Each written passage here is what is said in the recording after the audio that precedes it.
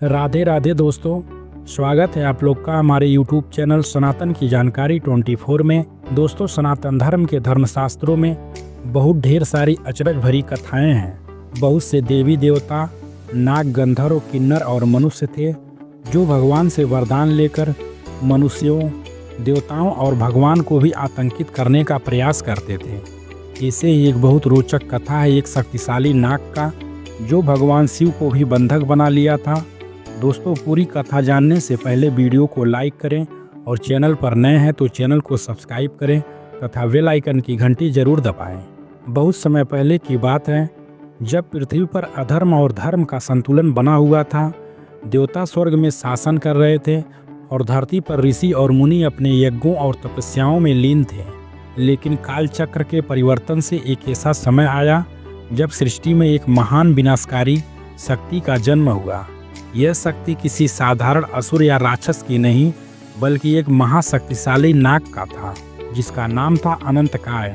अनंतकाय कोई साधारण नाग नहीं था, वह नागों के राजा वासुकी नाग का छोटा भाई था जो तपस्या के बल पर अद्वितीय शक्ति प्राप्त कर रहा था। उसने कई वर्षों तक कठिन तपस्या की। धीरे धीरे उसकी तपस्या इतनी भयानक हो गई कि देवता भी परेशान हो उठे और कई बार देवताओं ने भी उसके तपस्या में विघ्न डालना चाहा, लेकिन कोई भी देवता अनंतकाय के पास भी नहीं पहुंच पाया क्योंकि उसके तपस्या के तेज के आगे कोई देवता ठहर नहीं पा रहे थे। इधर ब्रह्मदेव अनंतकाय के तप करने के पीछे जो उसकी मनसा थी वो जान रहे थे, इसलिए ब्रह्मदेव उसको दर्शन नहीं देना चाहते थे। लेकिन जब अनंतकाय की तपस्या से पूरे ब्रह्मांड में भयंकर अग्नि के लपटें उत्पन्न होने लगी और इंद्र का इंद्रासन भी डगमगाने लगा तो ब्रह्मा जी सोच में पड़ गए अब क्या किया जाए। तब तक अनंतकाय ने अपनी दोनों आंखें अपने शरीर से निकालकर ब्रह्मदेव को सौंपते हुए बोला, हे ब्रह्मदेव, मेरी दोनों आंखें मैं आपको भेंट करता हूँ। पुनः अनंतकाय ने अपना सर धड़ से अलग करना चाहा।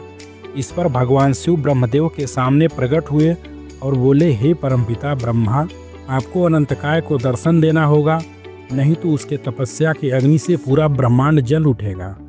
ब्रह्मदेव ने कहा, हे सदाशिव, आपको तो सब पता है कि अनंतकाय के तप करने के पीछे की मनसा क्या है।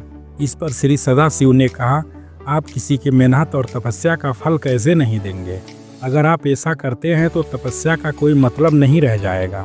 जो होगा देखा जाएगा, पर आप अपने भक्त को ऐसे ही निराश नहीं कर सकते।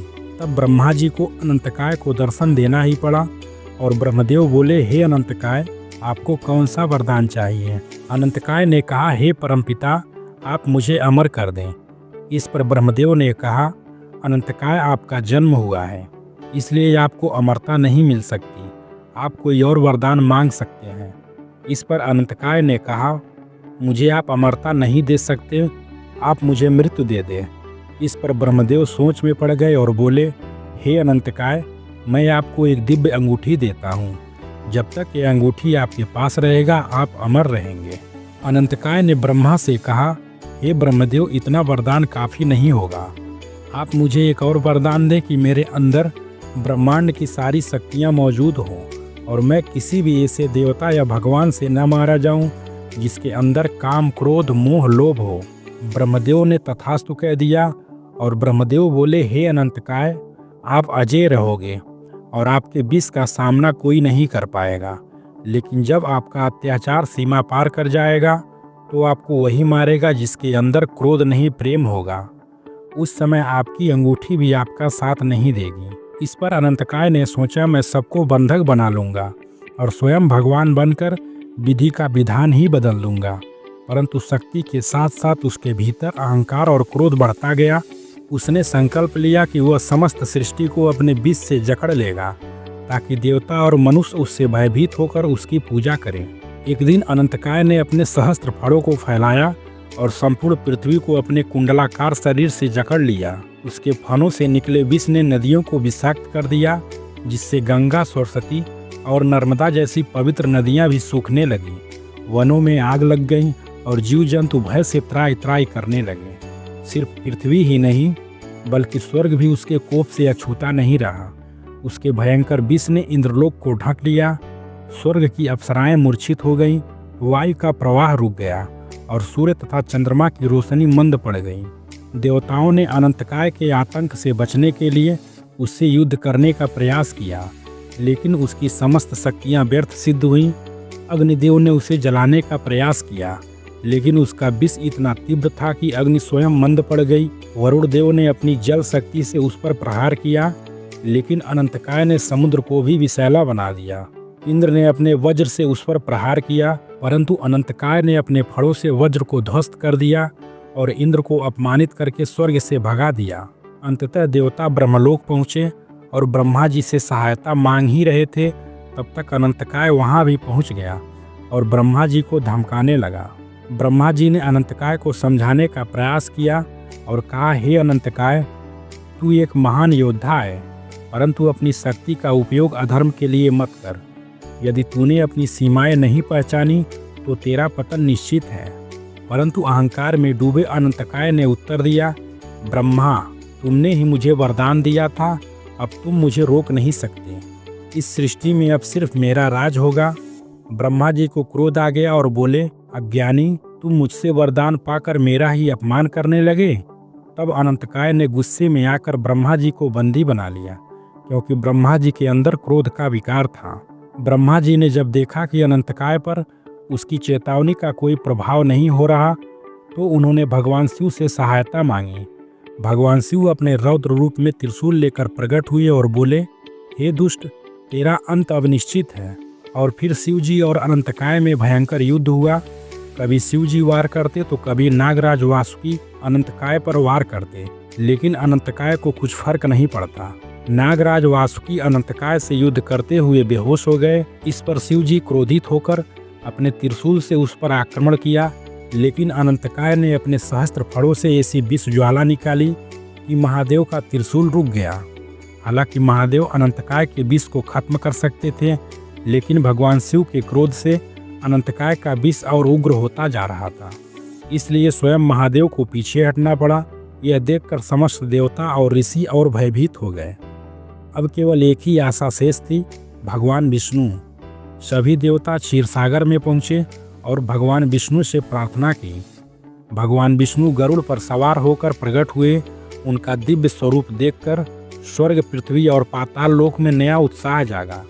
भगवान विष्णु ने अनंतकाय की वीरता की प्रशंसा करते हुए कहा, हे अनंतकाय, तुम बहुत बलवान और महान तपस्वी हो। फिर अपने तपस्या के बल पर प्राप्त शक्तियों का दुरुपयोग करके अपनी शक्ति और तपस्या दोनों का अपमान क्यों कर रहे हो? इस पर अनंतकाय ने कहा, हे विष्णु, सभी देवता भयभीत होकर मुझसे छुप गए हैं। इंद्र अपना सिंहासन छोड़कर भाग खड़ा हुआ है। मैं ब्रह्मा और शिव को बंदी बना चुका हूँ। अब आपकी बारी है।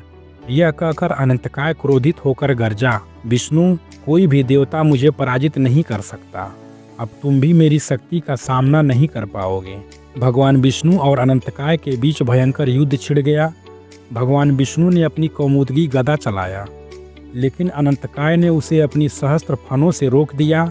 अनंतकाय ने अपनी पूंछ को आकाश में घुमाते हुए भगवान श्री विष्णु जी पर प्रहार किया, परंतु विष्णु जी ने उसे अपने गदा से ध्वस्त कर दिया। अनंतकाय ने विष की धारा छोड़ी, जिससे चारों दिशाएं अंधकारमय हो गईं। लेकिन भगवान विष्णु जी ने अपने सुदर्शन से विष को नष्ट कर दिया। दोनों में बहुत घनघोर युद्ध हुआ। अनंतकाय ने भगवान विष्णु के ऊपर ब्रह्मांड की कई मृतघाती शक्तियों को चलाया, लेकिन भगवान विष्णु के सुदर्शन चक्र ने सबको सोख लिया। और जब अनंतकाय की समस्त शक्तियां विफल होने लगी, तब भगवान विष्णु ने अपना विराट रूप धारण किया। उनके सहस्त्र बाहु प्रकट हुए और उन्होंने अपने चक्र को दिव्य ऊर्जा से प्रकाशित किया और मुस्कुराते हुए बोले, हे अनंतकाय, तेरा अहंकार ही तेरा अंत होगा। इतना कहकर भगवान विष्णु ने अपने सुदर्शन चक्र को पूरे वेग से अनंतकाय के फणों पर चलाया। चक्र की तीव्रता इतनी अधिक थी कि उसके सहस्त्र फण, जो वज्र से भी 10 गुना शक्तिशाली थे, वह कटकर जमीन पर गिर गए।